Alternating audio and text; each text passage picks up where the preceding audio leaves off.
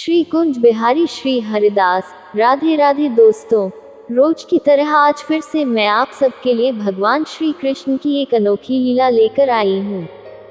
तो चलिए आपको सुनाती हूँ। द्वापर युग में घटित कृष्ण और राधा की कहानियाँ कौन नहीं जानता। उस वक्त देवताओं में ये चर्चा थी कि राधा ही भगवान कृष्ण की सबसे बड़ी भक्त है, पर इस बात से एक व्यक्ति सहमत नहीं थे और वह थे नारद मुनि।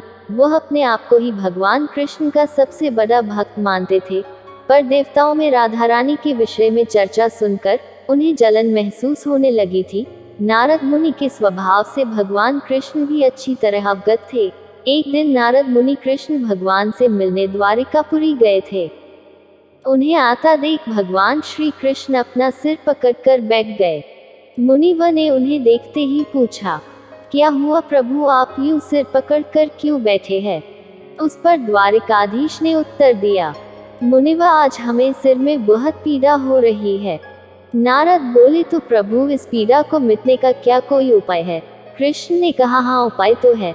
अगर मेरा सबसे बड़ा भक्त अपने चरण धोकर उसका चरण अमृत मुझे पिलाएगा तो मेरा सिर दर्द पल भर में ठीक हो जाएगा।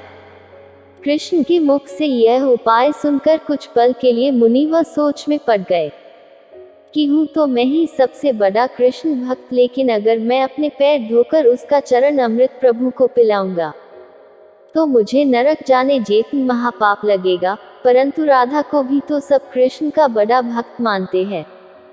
इतना सोचने के बाद भगवान कृष्ण से आज्ञा लेकर नारद तुरंत राधा रानी के महल में जा पहुँचे और उन्हें प्रभु के सिर में हो रही पीड़ा एवं उसके उपाय के बारे में वृतांत सुनाया।